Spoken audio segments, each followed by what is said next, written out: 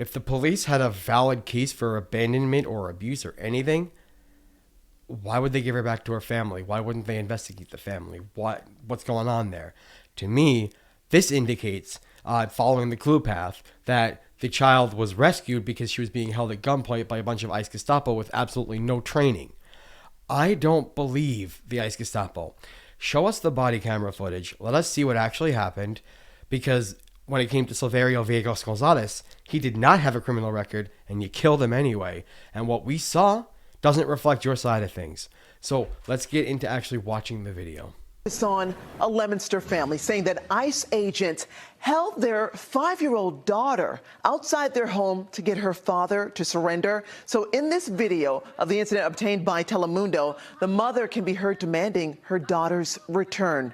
And they tell us Edward Hip, who is from Guatemala, had lived in the U.S. for 22 years. On Tuesday, he was driving home with his daughter when he thought he was being followed. They say he made it inside the home while agents grabbed the little girl. And at some point, Leominster police arrived and returned the child to the family. However, 2 days later, the family says federal agents returned to that house and arrested Hip.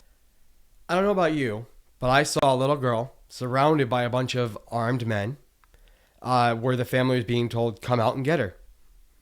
They're basically luring him outside instead of allowing them to give her to the mother. The child, according to the article, is born here. So they were doing this to somebody who was born on American soil, a 5-year-old girl with autism. Imagine what that's going to do to that girl. Imagine the lasting effects it's going to have on her.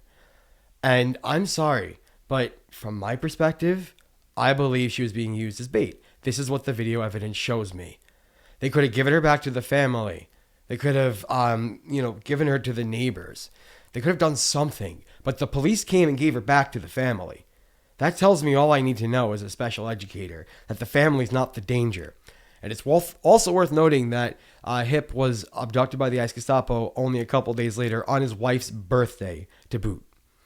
So this is going to be a developing story, and we'll keep our eye on this to see which side is real and which side is not. And I'll be reporting back on that as soon as we get any kind of verification one way or the other.